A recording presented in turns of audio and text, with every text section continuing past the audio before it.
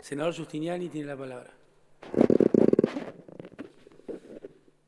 Gracias, presidente. Asistimos al último presupuesto que va a ejecutar este gobierno nacional y vemos que el mismo se da en un contexto internacional difícil, en un contexto regional y en un contexto nacional también diferente. La foto que hoy vemos es una fea foto. La salud del modelo. La pregunta es cuánto aire le queda al modelo. Ese modelo que lució vigoroso en el 2004 con los superávit gemelos y el dólar competitivo, no le queda ni lo uno ni lo otro. Y por lo tanto, me parece que más que hablar de los logros o no logros, lo más efectivo, lo más eficaz sería hoy tratar de coincidir en un diagnóstico y ver cómo abordamos lo que queda de este año y el año que viene, que van a ser muy complicados. Muy complicados porque esta foto nos muestra una inflación alta y persistente. Los números de la inflación, sería bueno que el gobierno algún día lo dé. El gobierno, asumiendo los números del gobierno, de acuerdo a los funcionarios del Ministerio de Economía, es una inflación que va a cerrar el 2014 con 25%, 25 y pico por ciento, eso decían sus proyecciones, donde todas las estimaciones privadas dan más cerca del 40%, pero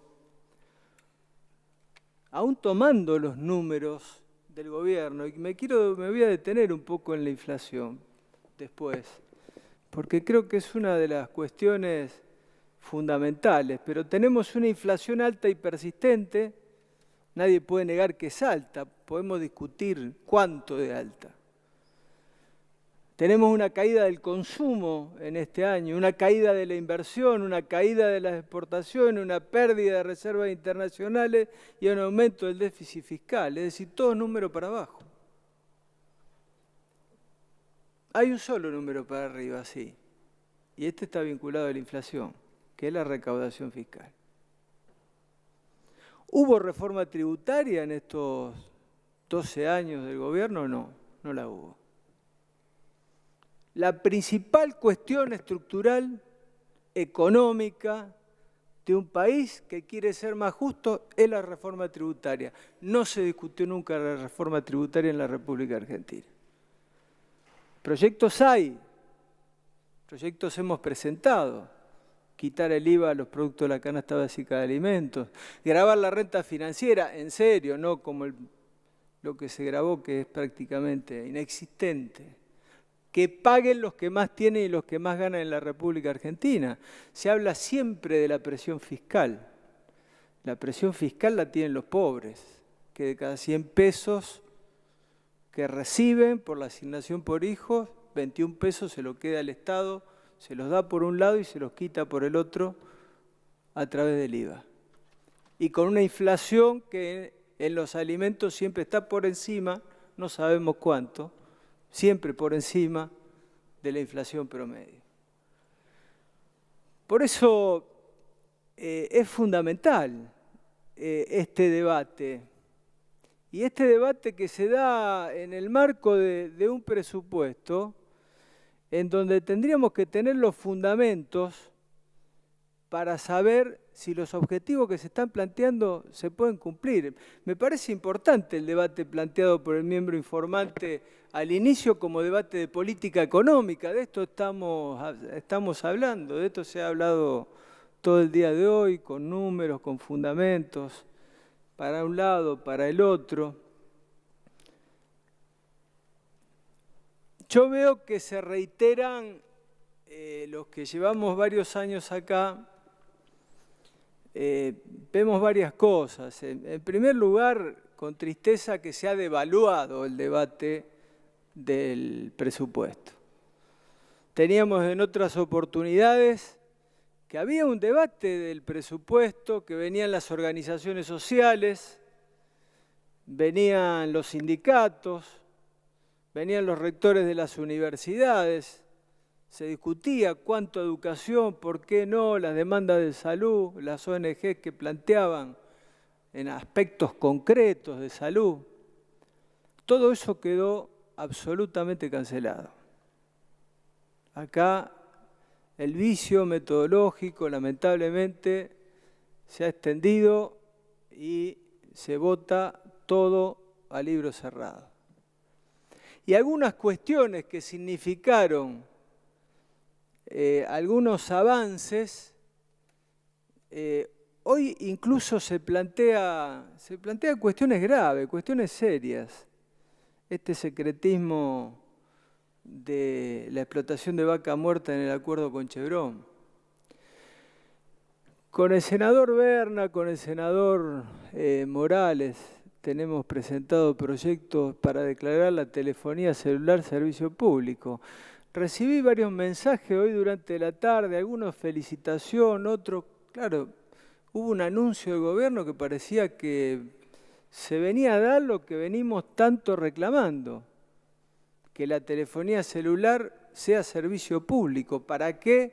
Bueno, para que las empresas inviertan. Las telefónicas sabemos que han sido las ganadoras de los últimos 20 años en el país.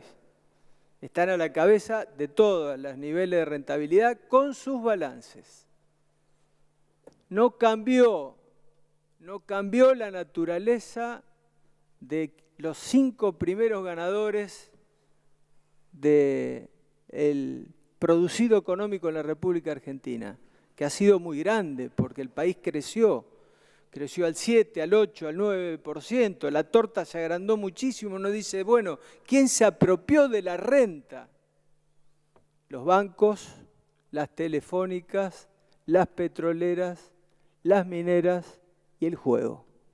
Esto ha sido constante.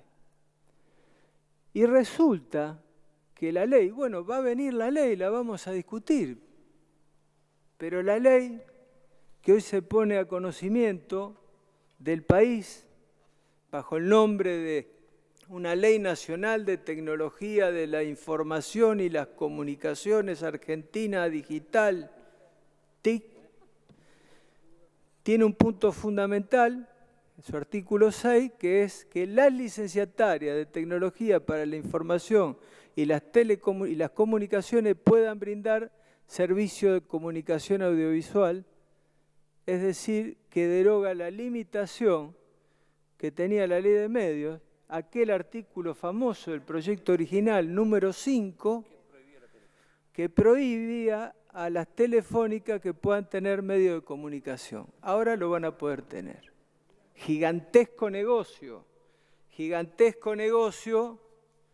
vinculado, bueno, no es casual que hace pocos días David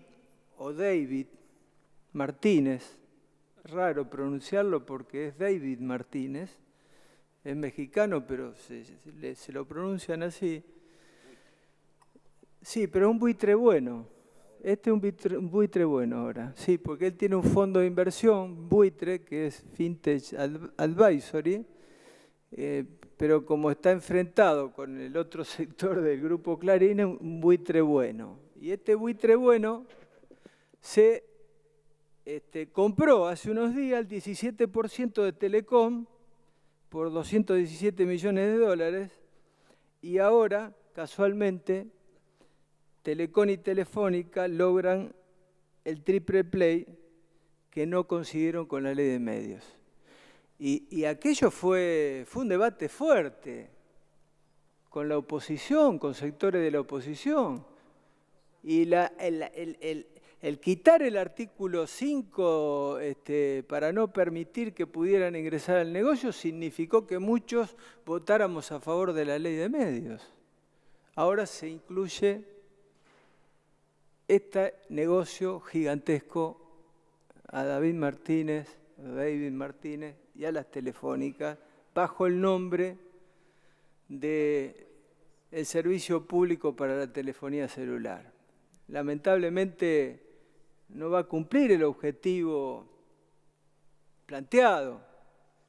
La van a nombrar de interés público, nombran servicio público entre las empresas, está a una distancia sideral de lo que nosotros hemos planteado, pero el concepto fundamental es que vemos que se va por un camino totalmente diferente al que tenemos que transitar.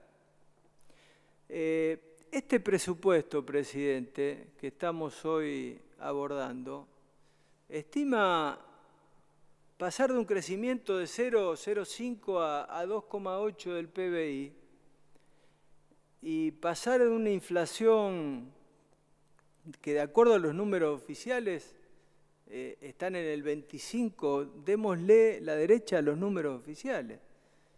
Están planteando, de acuerdo a los números oficiales, bajar más de 10 puntos la inflación. Entonces, cuando uno mira este presupuesto, mira los números que se plantean, hay una distancia sideral entre el objetivo planteado y las herramientas que están dentro del presupuesto, que no son absolutamente ninguna nueva.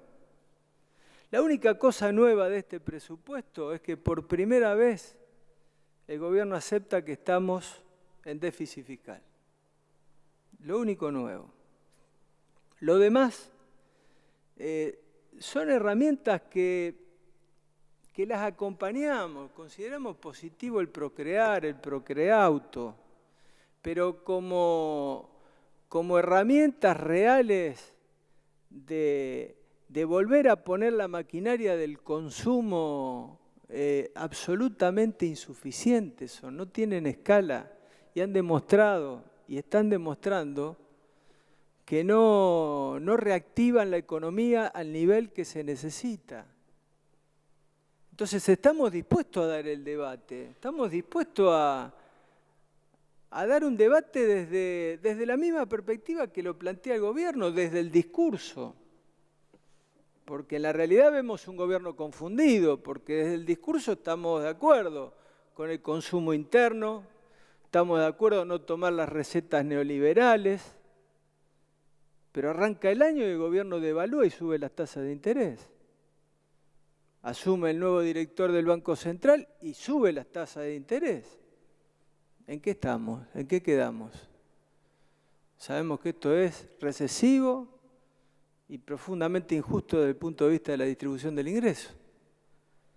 Entonces, en ese punto vemos un gobierno confundido cuando el año pasado sale a cerrar el frente externo desde el punto de vista de empezar a buscar el financiamiento externo y por eso cierra a las apuradas, desde nuestro punto de vista con malas negociaciones. No cierra el CIADI, porque el CIADI está abierto, cierra los juicios que perdimos, pero hay cantidad de juicios más. Argentina es de los países que más juicios tienen en el CIADI. Y nosotros hemos planteado en muchas oportunidades que deberíamos haber tomado de hace mucho tiempo el camino de Brasil de no reconocer al CIADI. Y nadie dice que Brasil no tiene credibilidad internacional porque no reconoce al CIADI. Vamos a tener que seguir pagando. Recién empezamos a pagar los juicios que ya están terminados. Pero sabemos que el tribunal de CIADI se pierde siempre. Si el CIADI son las empresas. Está montado para las empresas contra los países. Vamos a tener que seguir pagando en el CIADI. No terminamos de pagar en el CIADI. No tengo la cuenta acá de los juicios pendientes, pero son casi más de 30 juicios pendientes que tenemos en el CIADI. El Club de París que le cae con un peso muy fuerte al próximo gobierno, sea quien sea, 2.000 y pico de millones de dólares por año. Y el juicio que se cerró con Repsol, que muchos cuando acompañamos la estatización del 51% de las acciones de YPF, de Repsol en ese momento, adelantamos varias cosas. Nosotros desde la oposición, en muchos debates parlamentarios de los presupuestos, le veníamos hablando de la crisis energética. Claro que el país no es el país del 80, yo comparto, pero acepten que le veníamos anunciando de que el país no solamente iba perdiendo el autoabastecimiento, sino que esa cuenta energética se iba haciendo cada vez más grande presupuesto por presupuesto. Dinero que se restringe a la educación, que se restringe a la salud, que se restringe a las obras de infraestructura. Cada año lo veníamos en ese debate diciéndole, miren que esta cuenta va creciendo, miren que este déficit de la balanza energética va creciendo, que este rojo va creciendo, hasta que el gobierno, tomó la decisión y la acompañamos. Le dijimos en este recinto, el artículo 15, se lo leí, es el mismo artículo 15, y ahora cuando vemos algunos que aparecen como próceres hablando que estuvieron en la privatización de YPF y en la privatización de todas las empresas públicas y en la entrega del patrimonio nacional en los 90, diseñaron el mismo artículo copiado de la privatización de YPF para la estatización de YPF. Ese artículo hoy lo usan para decirnos que no nos pueden, ni quieren, ni deben mostrarnos el contrato con Chevron, que es una empresa privada, sociedad anónima YPF, que es mentira lo que se dice en Fútbol para Todos, cuando dicen recuperamos YPF. No es verdad eso, no. YPF no es una empresa del Estado, es una empresa privada, sociedad anónima. Ponemos la plata a los argentinos, pagamos las deudas de YPF, pero YPF es una empresa privada y no tenemos derecho, a pesar de poner el dinero, de saber, por ejemplo, qué dice ese famoso contrato. No la letra chica, no hay letra chica, no sabemos nada. Lo único que sabemos, lo que YPF con Chevron anunciaron en conferencia de prensa al mundo. 35 años sin licitación, se le da un área de concesión y esto recién empieza. Y como muy bien dijo hoy Pino Solana, y lo dijeron varios colegas en el debate parlamentario de la ley de hidrocarburos, se abre toda una ventana a un gran negocio que no queremos repetir nuevamente la misma historia de la República Argentina dramática de que terminamos en una política de saqueo realizada por empresas multinacionales que se aprovecharon de nuestros recursos naturales, que se llevaron muchísimo y no dejaron casi nada en la República Argentina. Parece que queremos volver a tropezar nuevamente con la misma piedra, porque se repite esa metodología del secretismo, se repite una metodología de que la discrecionalidad del poder, y acá está la cuestión fundamental, cuando no se hace a la luz del día, con el Parlamento trabajando, debatiendo, y con la gente formando parte de ese debate, y no es una fórmula, no es un sueño. En democracia hoy es una cosa concreta, porque cuando se sienta un funcionario a discutir con las empresas multinacionales, el poder de estas empresas es infinitamente mayor que la del funcionario. Es mucho más difícil vencer la voluntad de todo un parlamento que de un funcionario entre cuatro paredes negociando con estas empresas. Esta es la historia y esta es la realidad. Entonces queremos cambiar esa metodología y vamos por un camino nuevamente en donde estas grandes empresas nos van a imponer sus intereses, que no son precisamente los de los argentinos. ¿Cuáles son sus intereses? La máxima rentabilidad en el menor corto tiempo posible. todo lo que puedan, se van a llevar todo lo que puedan. Y ahí tienen ya habilitado el 20% de llevarse directamente. Entonces,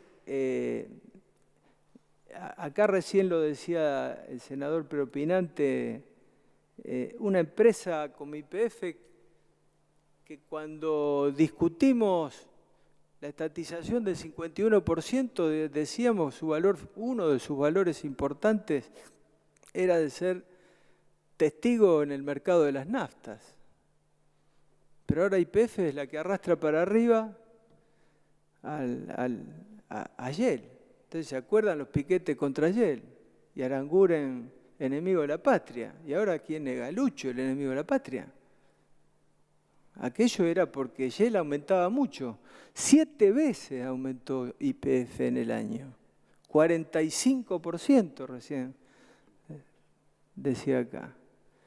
Entonces, estamos ante hechos concretos que desde la oposición queremos marcar, porque nos parece que hay situaciones absolutamente diferentes. Cuando estaban los superávit, cuando estaba el consumo tirando para adelante, cuando estaban los trabajadores recuperando su poder adquisitivo, eran aplausos. Ahora no pueden pretender aplausos cuando cae el poder adquisitivo de los trabajadores, cuando el déficit crece, cuando el consumo baja y cuando los fundamentos económicos se manifiestan absolutamente frágiles.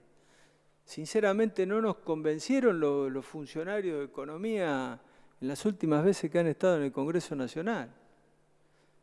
Es muy frágil la política económica que se está llevando adelante.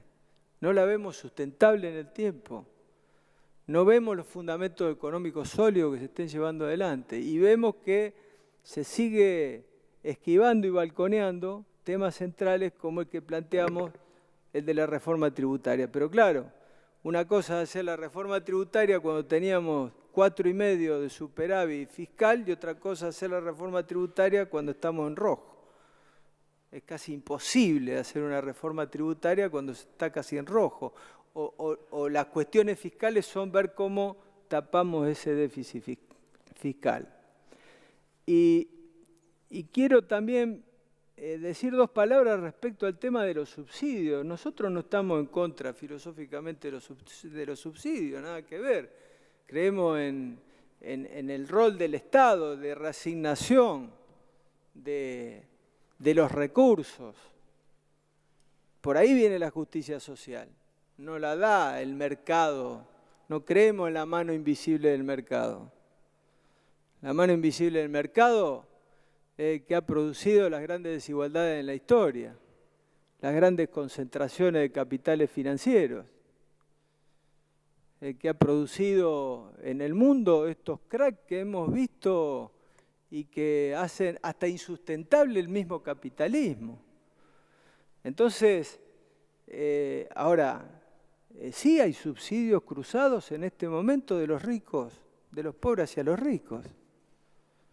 Las tarifas de luz que se pagan en el área metropolitana están subsidiadas. La clase media alta y alta del área metropolitana están subsidiadas, siguen subsidiadas.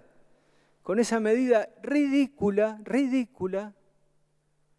porque es un invento argentino, de decir que es voluntario el que quiera solidariamente acogerse o no al quite del subsidio. No, esto no existe, no es una medida de política económica. Ese señor le corresponde o no corresponde un subsidio. Y siempre planteamos el subsidio no a la oferta, sino a la demanda, porque volvemos a lo mismo, a una cuestión metodológica. Cuando se sienta el funcionario a discutir el subsidio con las empresas, termina sospecha de corrupción inevitablemente. Las 30 denuncias penales contra Jaime son inevitables, porque se sientan las empresas de transporte y dicen, bueno, ¿y cuánto es? 400, no, 200. Eso es metodológicamente totalmente equivocado. Es decir, que acá tenemos que trabajar en este Congreso la tarifa social y la tarifa para los que no pueden pagar y que el Estado le tiene que subsidiar la tarifa o pagar la tarifa completa a los que menos tienen y no pueden pagar los subsidios de transporte o de luz o de agua. Por eso quedan cantidades de cosas pendientes.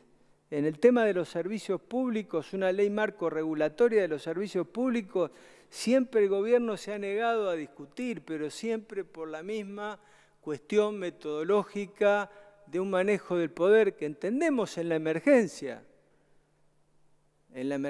que había en el 2002, 2003, podíamos entender la extensión de la ley de emergencia.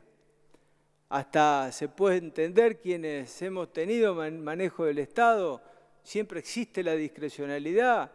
En la emergencia hay una posibilidad mayor de esa discrecionalidad, pero no se explica en los momentos de vacas gordas.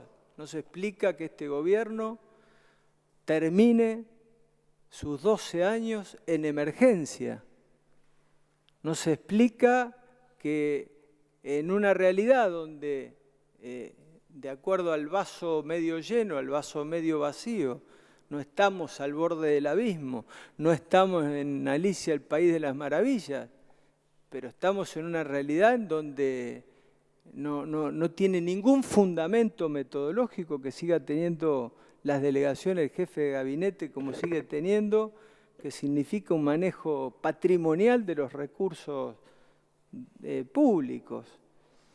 Yo quiero ir terminando con la cuestión de las provincias. Me parece que este debate que ya es sempiterno de la injusta distribución de los recursos y de si viola o no el artículo 7º de la Ley de Coparticipación Federal, pero los números son contundentes. Los números de este presupuesto, cuando se divide, y acá no hay magia, no hay que aplicar ningún algoritmo ni ningún cálculo de análisis matemático, hay que dividir, sumar y dividir.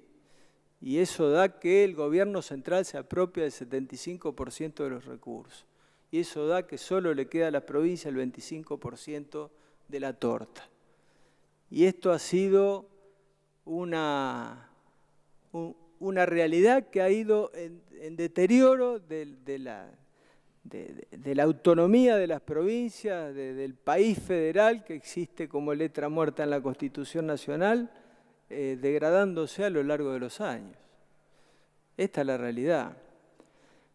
Así que, presidente, yo creo que queda en el país el gran tema pendiente que es la reforma tributaria, cuando uno ve que el primer tributo que recauda es el IVA, cuando uno ve que el segundo que recauda es ganancias y como muy bien decía el senador Pereira y el senador Berna, el gran porcentaje de ganancias lo aportan los trabajadores y de un impuesto progresivo se ha transformado en un impuesto regresivo y uno ve que el cuarto tributo son la ley del cheque, donde es un invento de Cavallo tomado de una ley de la dictadura militar que como tantas cosas de Cavallo y del neoliberalismo todavía siguen vivitos y campeantes en la actual realidad económica, aunque tanto se la denote desde el discurso. Así que con estos fundamentos, con los que han dado mis compañeros de bloque, con toda solidez en el día de hoy, nosotros vamos a votar en contra de este presupuesto. Gracias. Gracias, senador Giustiniani. Senadora Negre tiene la palabra. Gracias, presidente. Bueno, antes de empezar propiamente quería hacer algunas acotaciones. En realidad ha habido momentos muy fogosos del debate, fundamentalmente haciendo balances de un lado y de otro. Lamento que no esté el senador de Formosa, Mayans. Yo creo que no es como él decía que decimos que todo está mal, ni que tampoco está todo bien. reconocemos la asignación presupuestaria educativa, por supuesto, lo que no significa un aumento en la calidad educativa, que en realidad es una asignatura pendiente de todos los argentinos, de todos los responsables. Por otro lun estamos también, y lo dije varias veces, que asistí en una oportunidad al principio de este año a un evento, una capacitación gubernamental en Harvard, y la ponían a la Argentina como la primera en políticas sociales con respecto al resto de América del Sur. Lo que no significa que estemos bien. El senador Santilli ha dado datos precisos, nos guste o no nos guste lo de la UCA, tomemos otro, tomemos menos, o tomemos el plan para jóvenes mediante el cual la presidenta dio cifras precisas. Ahora, y también me alegro mucho las cifras que ha dado la senadora, por ejemplo, la senadora Jiménez, ¿no?, de Misiones, lo bien que está su provincia, el presupuesto que tiene. Pero bueno, uno hace algunos años que está acá y alguna memoria tiene, y en realidad ella es un homenaje a la presidenta Kirchner y al expresidente Kirchner. Y en realidad también tiene que hacer un homenaje al resto de los argentinos. Y tenemos que también tener memoria, porque el senador Mayán también lo omitió. Porque cuando estaba sentada en esta banca, en diciembre del 2001, enero del 2002, existían los patacones, existían los LECOR, existían los Federal, los SECACOR, los Bocatos, los Petrom, los SEMI en Misiones, Huarpes en San Juan, Quebracho en Chaco, Bancator, Bono Ley 4748 en Catamarca, Letras en Tierra del Fuego, Petrobono en Chubut, Río Negro, Bocada en La Rioja. Y en realidad no fue el presidente Kirchner el que hizo el rescate, fue el presidente Duhalde. Fue el presidente Duhalde, y no soy yo, digamos, devota de él para venir a defenderlo, pero la historia tiene una realidad. Y es que él hizo los dos rescates de monedas, lo hizo por el decreto 1570 en el año 2002 y después por el 743 en el año 2003. Pero esto, además, se hizo con la contribución de las provincias que no teníamos emitidos bonos. Salta no tenía, Santiago del Estero no tenía, la ciudad de Buenos Aires no tenía, Santa Fe no tenía. O sea, todos los argentinos, presidente, contribuimos para que hoy haya provincias pujantes, pero también les pedimos que en vez de seguir refinanciando y con plazos de gracia, también en nombre de todos los argentinos que venimos contribuyendo desde febrero del 2002, que las provincias argentinas honren sus deudas, que son deudas con sus compatriotas. Y esto lo tenemos que decir, La Pampa tampoco, lo que lo escuchó el señor Verne acá. Y también quiero decir, con respecto al desendeudamiento externo, que algunas cosas tengo para decir. Yo creo que no fue la mejor negociación lo de la deuda externa. Yo creo que la omisión de las cláusulas colectivas fue una gran omisión del presidente Kirchner.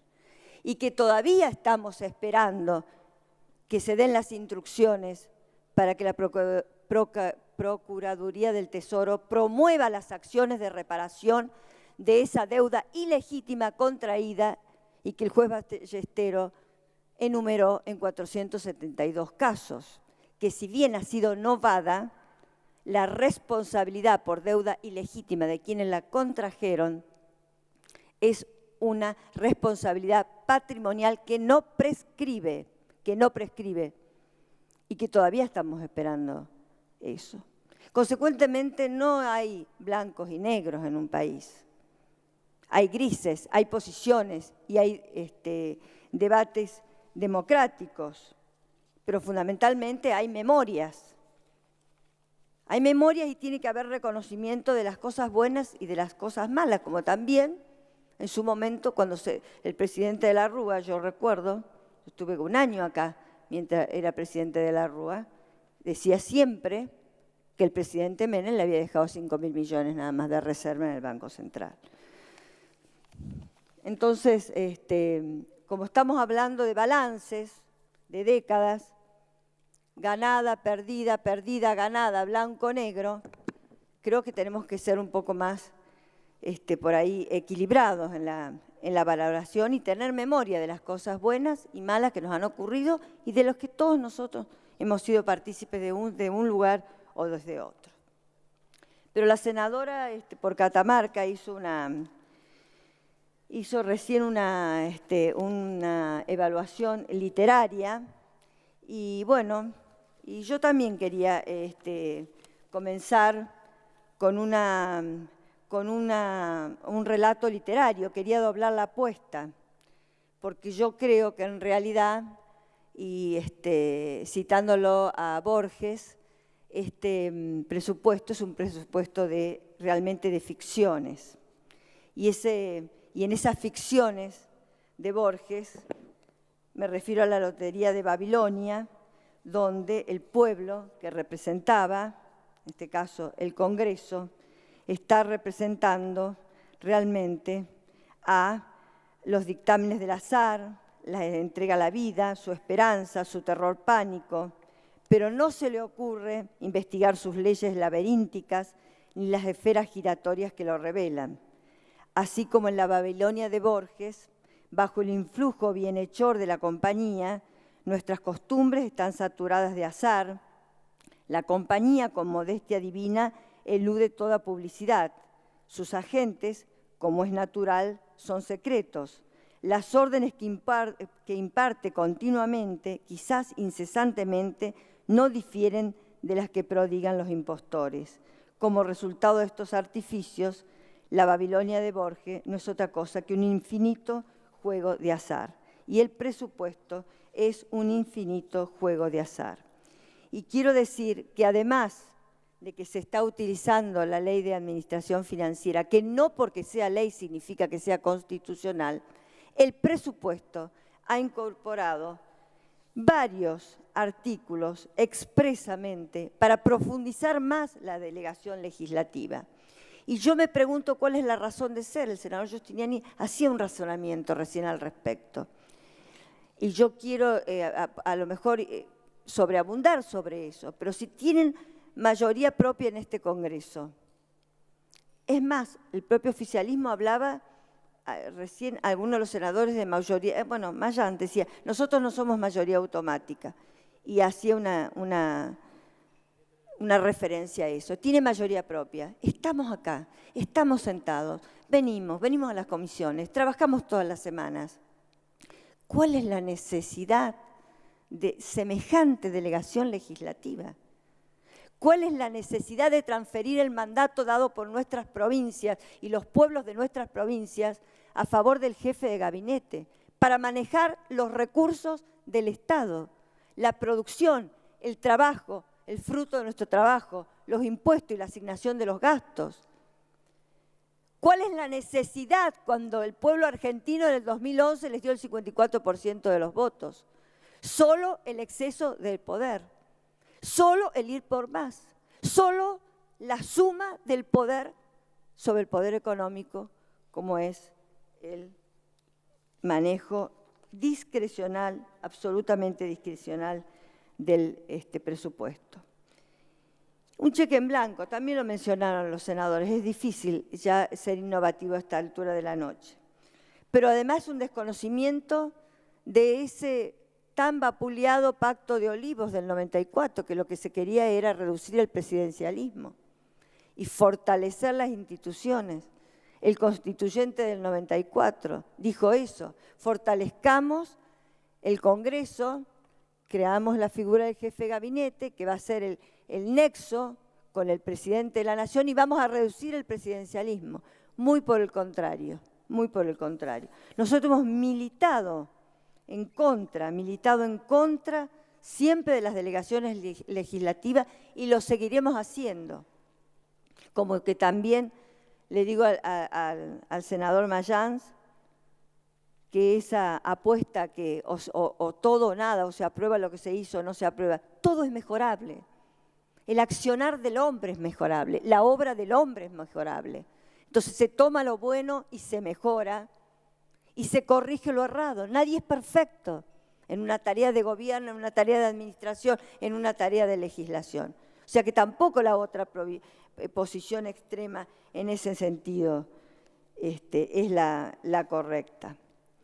Y fíjese, presidente, que efectivamente el senador Castillo mencionaba cuál es el origen y la esencia de las facultades constitucionales del Congreso. Efectivamente, viene de esa condición que le ponen al rey después del rey, al rey de Orange, después del rey Jacobo, y donde le dicen que las facultades parlamentarias, que va a tener facultades parlamentarias de origen en el presupuesto. Y lo contrario es autocracia. ¿Pero por qué es autocracia? Porque lo dice la propia doctrina financiera.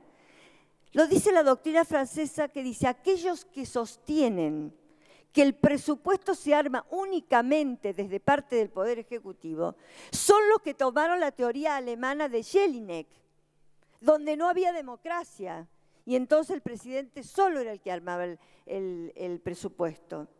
En realidad, en los estados democráticos, los presupuestos los arman en forma conjunta y los consensúan en forma conjunta el Poder Ejecutivo y el Poder Legislativo.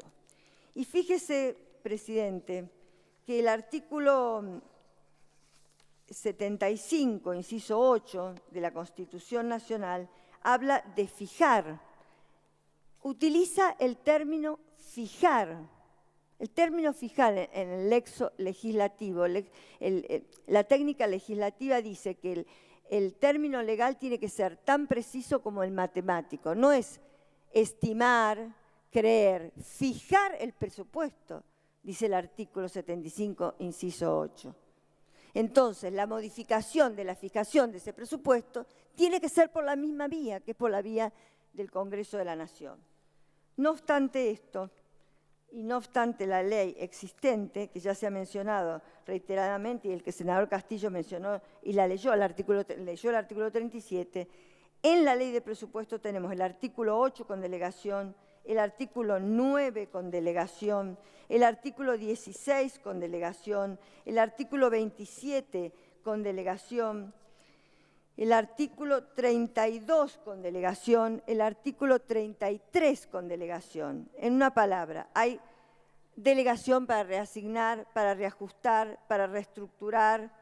En una palabra, transforma en una ficción esto que hoy estamos debatiendo. Y ya lo dijo también el senador Santilli, habló del 23%. En realidad, en el año 2014, por el DNU 1246/14, se amplió el presupuesto en una suma que representa el 23% del presupuesto votado para este año.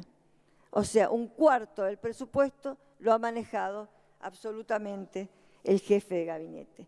Y ese es un vicio ab initio que tenemos, ab initio. O sea, perdimos la legitimidad. Cuando nosotros delegamos a una persona el mandato constitucional que nos permite estar sentados acá, estamos viciando la legitimidad de origen que tenemos producto de nuestro acto eleccionario.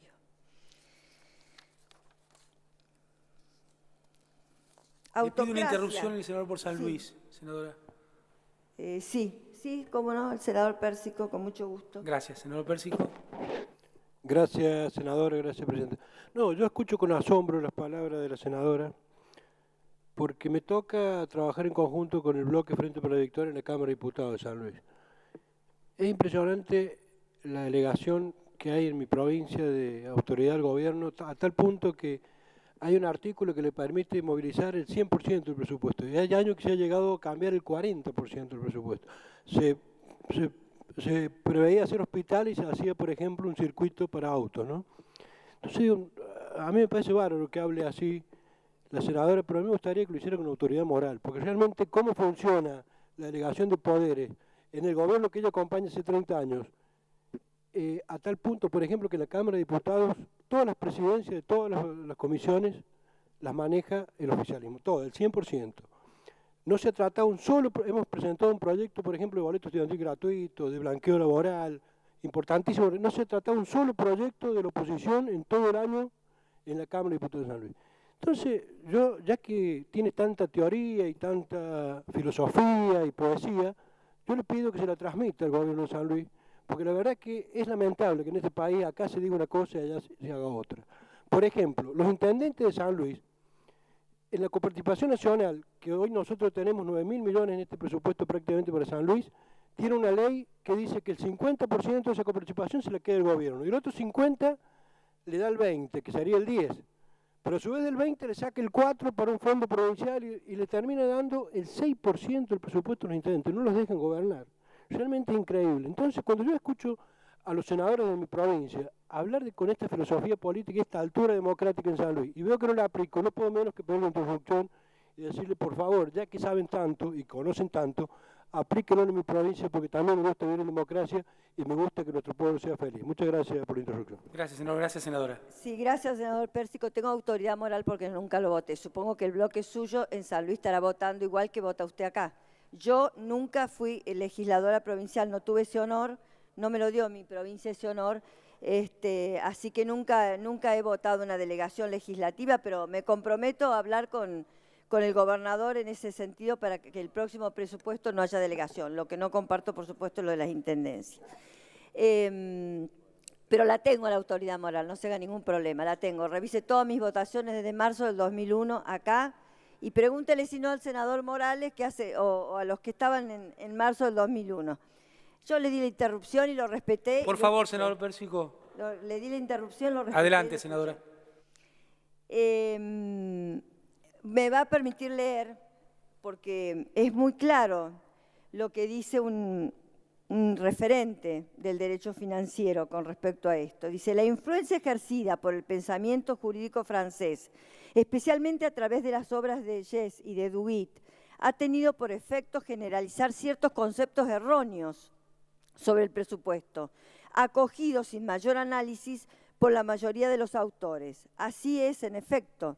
Por lo común se pone el acento sobre el carácter de ley formal que se atribuye al presupuesto al que se concibe, siguiendo la tradición francesa, como un acto de previsión y de autorización, cuando no un mero acto administrativo. Pero se olvida que esta tendencia responde a un concepto jurídico extraño a nuestra tradición democrática, por tener su antecedente en los escritores alemanes de derecho público, entre ellos Laban y Jelinet, que niegan al poder legislativo el derecho absoluto e ilimitado de votar el presupuesto, por no concebir una negativa total a dotar el Ejecutivo de los elementos necesarios para la atención de sus necesidades. De aquí los esfuerzos para elaborar una teoría que permite eliminar las facultades soberanas del Parlamento y nada menor al efecto que ver en el presupuesto una simple norma de administración con el carácter de ley formal, sin los alcances derogatorios y amplios de las leyes materiales. Es así como esos autores autocráticos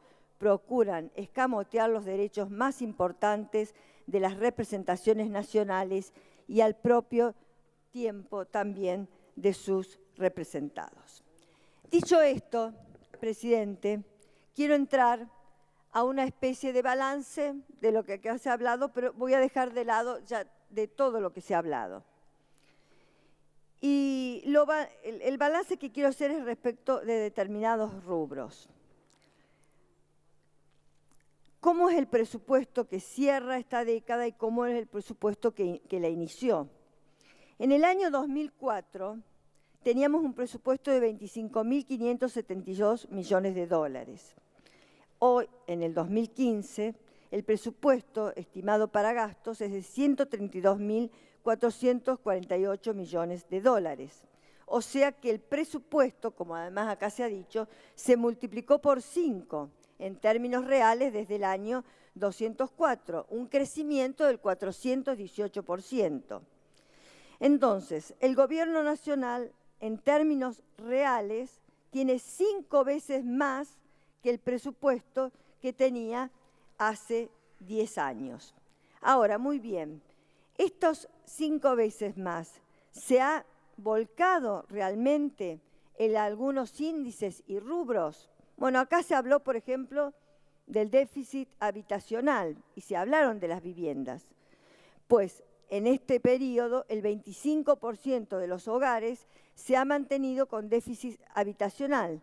Unos 3 millones de hogares tienen el déficit y con el crecimiento poblacional eso no ha podido ser revertido.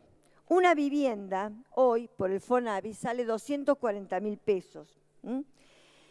Fíjese, presidente, la publicidad oficial hoy, en el año está presupuestada en el año 2015 2.837 millones. Si tomamos 240.000 pesos, que son el presupuesto que le pone el FONAVI a cada casa, son 12.000 viviendas. Aumentó, si mal no recuerdo, un 16% la publicidad oficial. En el caso de, por ejemplo, Aerolíneas Argentinas entre el año 2008 y 2015, 4.293 millones de dólares. Entonces, esto equivale a unas 154.486 viviendas del FONAVI.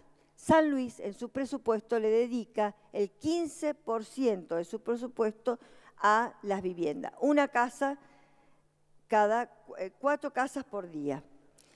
Infraestructura social básica. Casi un 50% de los hogares argentinos no tiene acceso a las cloacas o a la red de gas. Esto es fuente del INDEC, no es fuente de la UCA. Y un 20% de los hogares argentinos no tienen acceso al agua corriente. ¿Qué pasa con la mortalidad infantil? Firmamos en el año 2000 la Declaración del Milenio de las Naciones Unidas, donde nos comprometíamos que para el año 2015 íbamos a bajar la mortalidad infantil. En el año 2013 la mortalidad infantil, de acuerdo a datos suministrados por el gobierno, alcanzó 13 de cada 1000, quedando arriba del objetivo propuesto de 9 de cada 1000, con un presupuesto 5 veces mayor. Y en el presupuesto del 2015, a valores reales, o sea, computando la inflación, da un déficit en salud del 7,1%. O sea, nunca podríamos llegar a cumplir los objetivos del milenio. Publicidad oficial, lo dijo la senadora Morandini, dependiente de la jefatura de gabinete. Fútbol para todos, aumentó un 16% el programa del 2015. Prensa y difusión, aumentó un 27% el programa del 2015. Entonces, esto lo tenemos que comparar con determinados rubros. Rubro salud, mortalidad infantil, rubro vivienda, rubro gas, rubro agua corriente, etcétera. Aerolíneas Argentinas. Bueno, acá se dijo cuánto es lo que ha gastado Aerolíneas desde el 2008. Se dijo que Aerolíneas Argentinas gasta 2 millones de dólares diarios. Dije a cuántas viviendas equivalía, pero lo que no se ha dicho es algunos rubros de lo que tiene Aerolíneas Argentinas en el balance del 2012, que es el balance que se conoce. Por ejemplo, una empresa que está dando pérdida tiene un rubro que se llama inversiones financieras por 145 millones de dólares. O sea, que es una empresa en pérdida sustentada por el erario público, invierte financieramente.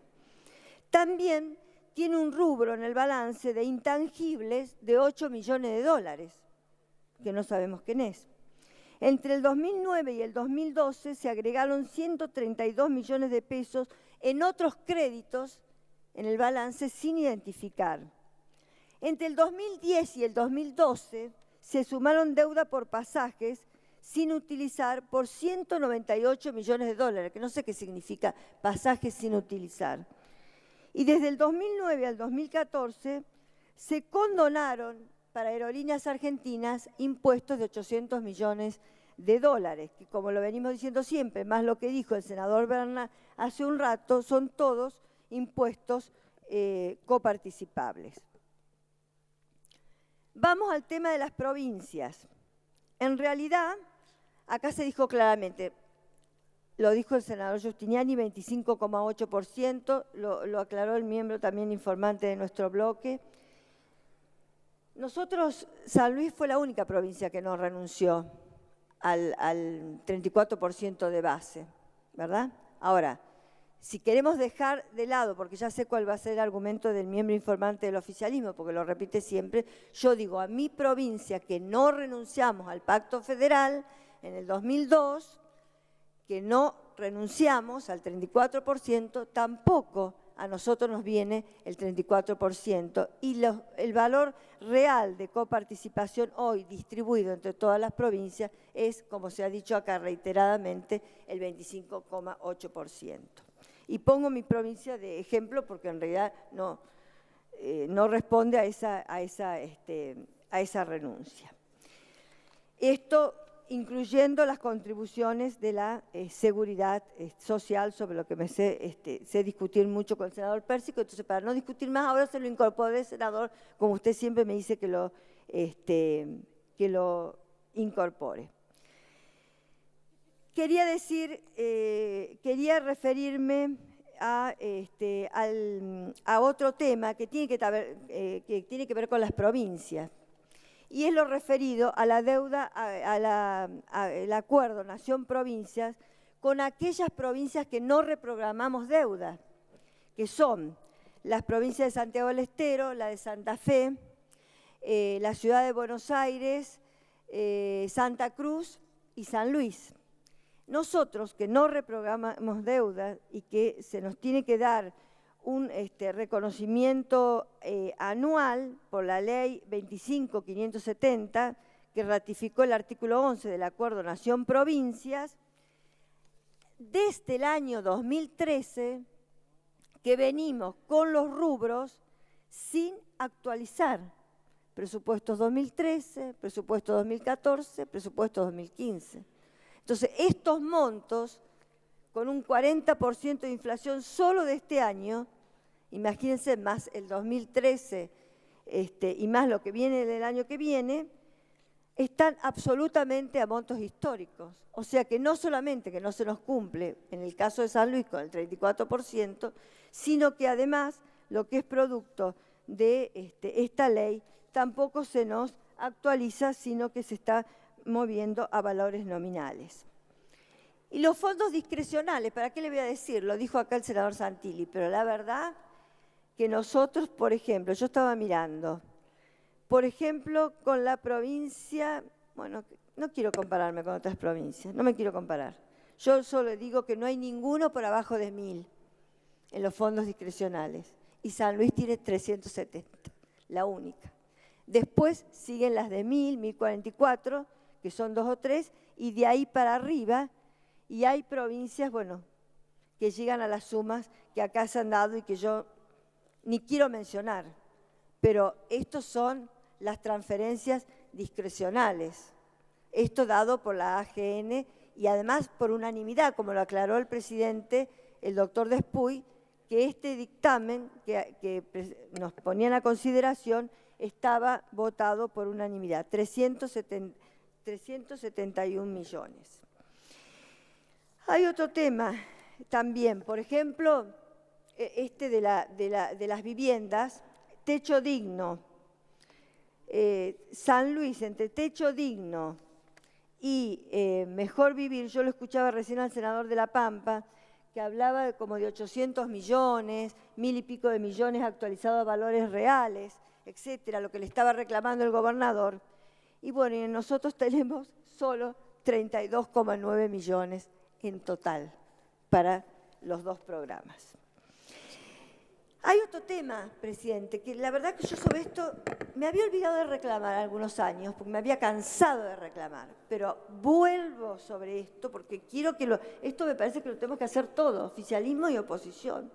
Miren, acá están las empresas en liquidación.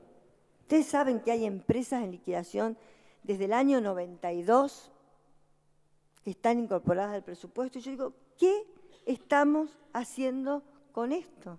El INDER fue disuelto, intervenido, puesto en estado de liquidación en el año 1992. ATC, Sociedad Anónima, en el año 2001. TELAM, en el año 2001. ¿Qué estamos esperando para cerrar esto? Le digo al oficialismo que tienen las herramientas necesarias para esto. Esto es una caja negra. No es mucho lo que va en el presupuesto. ¿Pero por qué tenemos esto abierto desde el año 92? ¿Qué estamos esperando? ¿Qué más estamos esperando? No sé ni quiénes son los liquidadores designados, no tengo ni idea. Si lo hacen bien, si lo hacen mal. No tengo absolutamente ninguna idea. Pero quiero terminar con algo positivo. Porque, como le dije al principio, no todo es blanco ni todo es negro. Lo dejó para el final. No, presidente, no, senador Fernández, no es todo negro. Le reconocí el presupuesto educativo, le reconocí que había estado en un seminario en Harvard, donde se había dicho, los especialistas, que la Argentina lideraba las políticas sociales en América del Sur, se lo acabo de decir, no me habrá escuchado, yo lo lamento. Un tema que a mí me preocupa y me ocupa, y bueno, y que he vuelto a esta comisión, de la que había sido destituida, a la comisión de la bicameral del ANSES, es el tema del pago de los juicios, que yo reconozco que el licenciado Bocio tiene la mejor predisposición para venir, para darle información. Justo ahora está por venir de nuevo. A mí me falta Mayán, que es el que me dio la otra información esta semana cuando nos reunimos. El ANSES, el senador Berna dio otros números, los que yo tengo, voy yo sacando el Fondo de Sustentabilidad, tengo que tiene un superávit de 20.000 millones, sacando la renta del Fondo de Garantía de Sustentabilidad. Entonces, con ese monto, nosotros estaríamos en condiciones de pagar el 100% de los juicios con sentencia firme. Me puse muy contenta porque en la reunión esta última que tuvimos esta semana de la bicameral, o el jueves pasado, el senador Mayán me mostró unos datos que había bajado el índice de litigiosidad al 0,35%. Pero resulta ser que acá ha hecho una presentación la Auditoría General de la Nación en base a la estadística emitida por la Cámara Federal de Seguridad Social al 21/4/2014, han ingresado 30.956 nuevos casos de demanda. Es terrible esto. O sea, 30.538 lo que informó el licenciado Bocio, que tienen sentencia firme, y que con lo que viene en este presupuesto, si tuviéramos la voluntad política de decir esos 20.000 millones los tomamos y los pagamos, cancelaríamos esa deuda, que es la deuda de toda nuestra generación, lo vengo diciendo siempre. No le digo al oficialismo, ni le digo al radicalismo, es una deuda de todos nosotros, es la asignatura pendiente que tenemos. Lo graficó muy bien la senadora por Tucumán. Ahora, ¿qué nos está pasando? ¿Qué nos está pasando si tenemos en 4 meses de este año 30.000 juicios nuevos?